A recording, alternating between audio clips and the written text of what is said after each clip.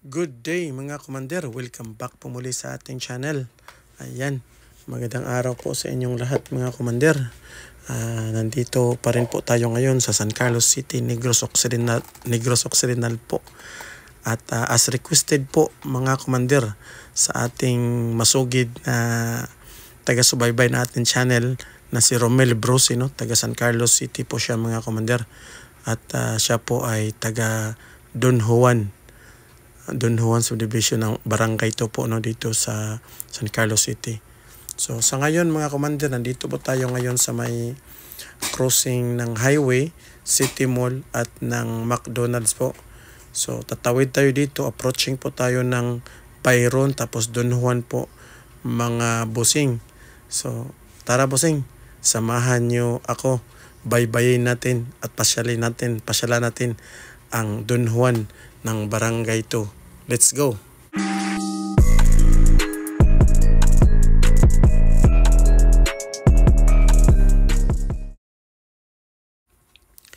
Dito pa rin po tayo mga commander sa highway po, no? At papunta na po tayo ng Byron po. Nakita nyo po mga bossing sa bandang kanan po natin. Sa likod po niyan ay San Julio Subdivision po, no? Approaching tayo ng Byron. Yung sa may bridge po doon na naghiwalay sa Byron at saka sa Don Juan mga bossing. So patience lang po bossing, no, habang nilalakbay natin itong daan papuntang Don Juan po. At yun, dito sa area na to malaki yung pagbabago rin, may mga gasolinahan na sa kaliwa. Marami pong gasolinahan ngayon dito bossing sa San Carlos. Actually ang sabi nila mga bossing, ang San Carlos City po ang siyang pinakamaraming gasoline station po, no, dito sa buong Negros. Sobrang dami po talaga ng gasolinahan dito mga bossing. Dito tayo ngayon, itong pakanan natin papuntang Don Salvador Benedicto. Ito namang area na to papuntang Bacolod po ito. Dumaguete po ito area na to. So on your right po, on our right is Don Juan na po yan dyan. Bali diretsuhin po natin to. Ito po yung highway pa rin po.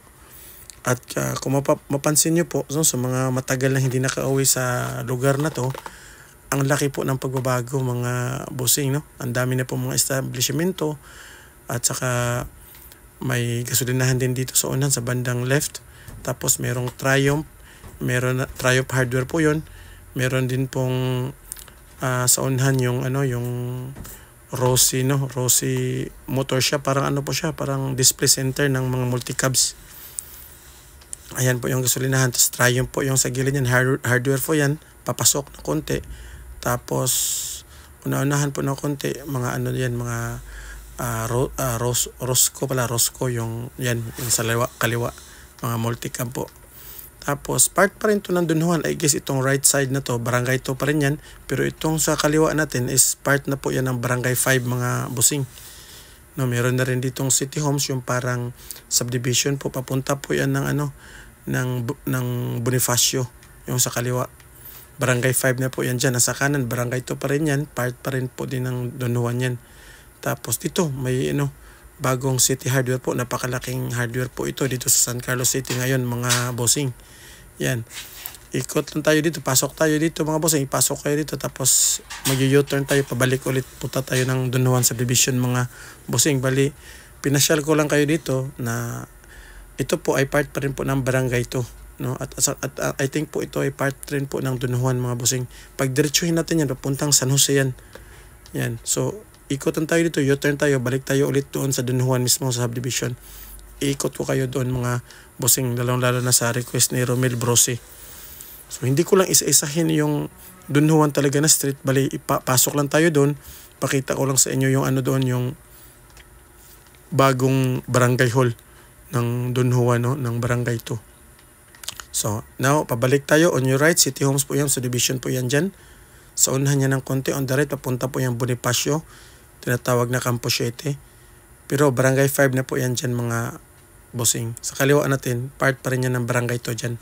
Yung sa kaliwa, papunta tayo doon sa pabalik tayo ng mismo ng Don Juan subdivision po.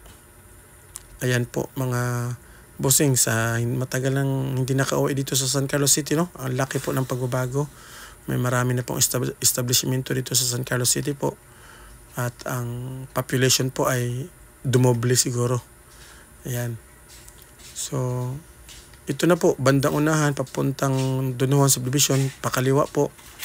At makikita nyo, papasok tayo doon, bossing. May nakita ako dito, Romel, shoutout kay Romel Bruce, may nakita ako dito sa right, bago tayo magkaliwa, meron diyang bahay na may pangalan sa na Bruce, residence. Ayan, dito tayo, kakaliwa tayo dito mga bossing.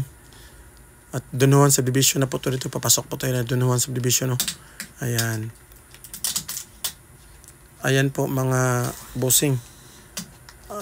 Para sa kaalaman ng lahat pala, next week, January 26, fiesta po dito sa Don Juan. Don Juan mga commander. Ayan. Ito po yung Don Juan mga commander. Hindi natin pasukin lahat ng street. Pero iikot ko lang kayo dito. Quick tour ng Don Juan Subdivision po. Bali, iikot ko lang kayo dito papunta. Tingnan natin yung mga bossing. Tingnan natin yung mga bagong barangay hall po dito. Napakalaki po, napakalawak ng barangay hall ng barangay to po. Ayan. Don Juan po to lahat, left and right mga commander.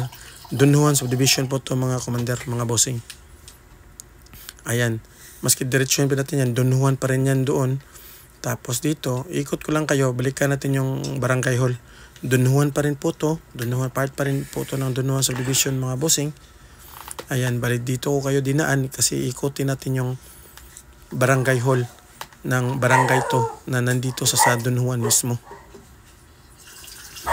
Ayan po mga bossing, dito tayo sa loob mismo ng Don Juan. Ayan po.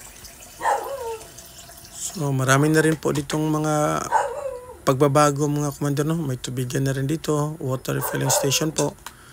Tapos yan, part pa rin po to ng Don Juan, nasa loob po tayo mga bossing.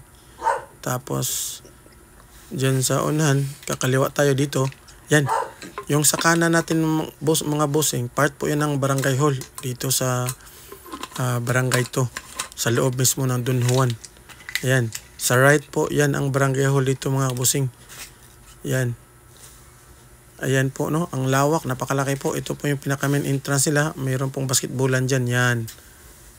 Health center po yan dyan. Tapos po, mga bossing, yan, palabas na po tayo.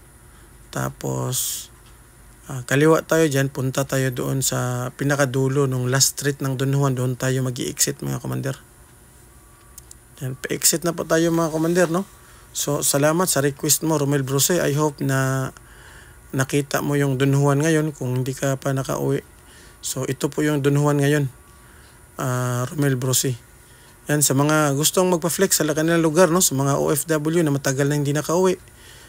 Yung iba na pumunta sa Manila, matagal na hindi nakabalik sa San Carlos City, Negros Occidental, message lang po kayo sa baba kung saan kayong lugar dito sa San Carlos. Puntahan po natin, i-flex po natin para makita nyo ang update ng inyong lugar.